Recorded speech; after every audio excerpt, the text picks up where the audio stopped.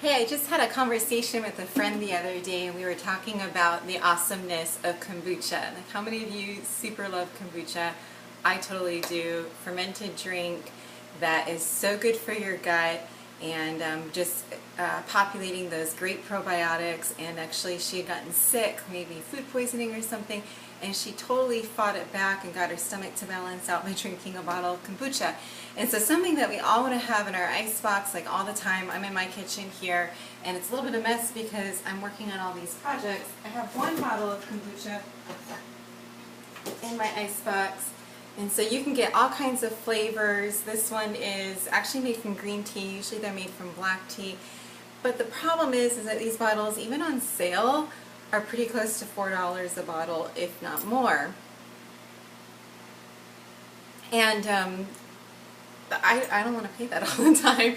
I don't like paying. I make my own coffee, and then I know what I'm getting when I'm making it myself as well, because I'm always a skeptic everywhere else. I trust a few brands, that's about it. But I just don't want to pay that, and I can't afford to pay it if it's something that I want to make part of my habits every single day. So it's like I can do this, and then I put it off forever like I do with a lot of things. It's something I want to do. So then one weekend, probably a couple months ago, I thought, I'm going to try to do this. I need scobies. Now scobies are the part of the fermentation process, what's actually fermenting your kombucha. And you can see scobies forming if you look. This one's a dark bottle, but if you get a clear bottle of kombucha, you see all the kind of swirly stuff at the bottom of the bottle. That's a baby SCOBY starting to form. That's basically the yeast, which is the good probiotics, that's starting to form again in that bottle. So I actually used a bottle. Oh, I do have one to show you. This is exactly, I followed a tutorial, and I used a bottle of plain original raw kombucha, and I'm pretty sure I used this same brand. Yes, I think I did.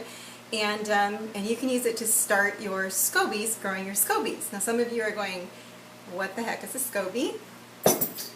These right here are scobies, and I just emptied this jar out. I already grew my scobies and grew them and grew them and grew them, because if you're like me, and maybe you've had that experience where you get the gumption to go start something new, and this isn't that hard, I promise, but then that second or third step is the one that ends up getting put off next. So I have very thick scobies. In fact, I was just reading a tutorial about cutting some of them, trimming some of them down, maybe splitting them in half. And then I made my first bottle of flavored kombucha, and you can see I just reused one of these bottles. So I've got, I think, like 6, 7 bottles that I've been saving, and I was just putting water in them if I didn't want to carry my Life Factory water bottle somewhere, like on the plane. So in case I lost it or something, this was a perfect bottle to carry and then refill in the water refill stations or the water fountains. Carry it through security empty. So you don't pay ridiculous prices in the airport for water. But this is going to be kombucha soda, so where it has just that little bit of fizz in the kombucha, then that's what's going to happen here.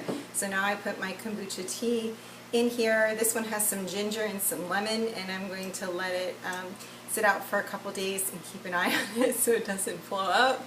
Maybe some of you grew up making your own root beer or something and have some stories to share, so warn me if there's anything I should know. I've never fermented anything until this point, on purpose anyway. I've fermented many things without meaning to. And I also have a goal to do my own sourdough starter. That was a fail the first time. So, and now what I'm going to do is get ready to store my scobies, because I don't just have those two. Actually, I only put one SCOBY in this jar that I just emptied out into that other jar, and then it grew a second one. So that's really interesting, and you can see how fat that one is back here, and it's even got these kind of veins through it. It's really interesting and kind of cool. So I'm going to trim that one down. If you're in my area and you'd like a baby SCOBY to start your own kombucha, you don't have to grow your SCOBY from the raw purchase jar of kombucha, but you can start making your own kombucha soda without having to purchase it. And that's all. I mean, seriously, all I have to do, I'm making some black sweet tea that's working on cooling on the stove right now, and all I have to do is refill this jar, and just leave one SCOBY in, might grow another SCOBY, and let it sit. And I put a thin towel over the top with a rubber band to keep out fruit flies, which are my nemesis. I do have an oil for that, but they're stubborn. So fruit flies love this stuff, so you definitely want to have it covered just with a rubber band like that. I saw these cute little circle covers that I might play around with making, so out of some thin fabric like this, just like your flour sack towels, and all I have to do is just fill it up with my cooled black tea, half cooled black tea and half of my starter from my my previous batches of kombucha, and I still have 2 jars of that are not very full anymore because I've been lazy and haven't finished. And you can see how stinking fat those scobies are, and I can kind of peel them apart. Look at those layers. And that's what I was reading too, they can peel them apart. So I've got to do this today because it's just eating that up. And then you do some part of the kombucha starter, tea, and then part of your fresh sweet tea. Leave it sitting for a week. Put it in an airtight bottle or container. You can purchase these. You can get reused bottles like I am, and it's ready to go. And you're going to do this all countertop. You don't have to take up space in your icebox, so it's just really, really easy.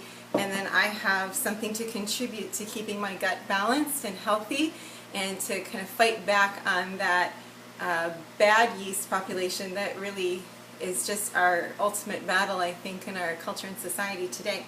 So just a couple other cool things, and I don't want to make the video too long, but I'm going to tilt the camera. I've got like this whole system down a little bit, but seriously, I use any jar. This is a spaghetti sauce jar that was disinfected, but I was reading that you can take your kombucha tea and you use that, and there's, by the way, another SCOBY growing in there, so I have SCOBYs by the dozen, and I used that to disinfect my cutting board and my knife here so I can trim my SCOBYs down. And I'm actually going to create a SCOBY hotel, which you can Google that, or I'll try to post a link with this. And that means that you put all of your SCOBYs in one jar, not this one. That I learned that this one has too small of a mouth, and so I'm like squeezing the SCOBY out. It's kind of rubbery, so it works. But I'm going to use a wider mouth jar, and then you just fill it full of your tea, and keep it covered with the tea. You might have to replenish it. And for those of you that are sweet tea drinkers, this isn't complicated, right? Just use a good quality organic black tea, organic sugar, and I'm not here to teach you a tutorial, just to tell you it's easy. It's just a few steps, and you just have to keep up with it, basically on a check-in on a weekly basis. I know, like at my sister's house, she makes sweet tea every single day for their family, so a lot of you, this is a normal habit, so just switch it over and turn it into a portion of that into kombucha, because your sweet tea is not helping your gut. I know you enjoy it. It's your pleasure. I have mine like that. I enjoy my coffee, things like that. But we always want balance, right? And so we need to balance it out with something that still tastes really yummy, and you can add any flavor you want, just fruits and like the ginger, things like that. And then if you like certain sodas that you're trying to get away from, I was seeing some that you can put in, I guess, prunes and vanilla taste like Dr. Pepper, which I haven't even had Dr. Pepper in years, so okay, if you're a Dr. Pepper fan, give that a try. Probably fresh vanilla, I'm not sure though. You have to look at that again. And then there's another one that's supposed to taste like Sprite. It might have been the ginger and the lemon actually, so I'll let you know once that one finishes. But just really simple. So it's so easy to overcomplicate things. I overcomplicate things all the time, but let's just keep it simple and take the pressure off our pocketbooks in the process. And then this sounds, to me, this looks like a fun activity that you can do with your kids. Bottle these things up, probably have some adventures, and don't forget to share those fermentation stories, things I should know if I'm leaving things in bottles to build pressure. And I'll keep you posted on how it's working out for me, and as I start my new brew here, and I only got one bottle out of my last one because I was so hesitant and worried. I don't know what I'm worried about. It's not hard, nothing's wrong. I have obviously healthy SCOBYs, even though I've neglected them. So this is hearty stuff. You can't go wrong. If I can do it, you can totally do it. So give it a try. If you're in DFW area and you want a baby SCOBY, I'm your girl. Let me know. And I think we'll put a price on it, and you have to come over and have some kombucha tea with me, and I'll send you home with the baby SCOBY. How's that?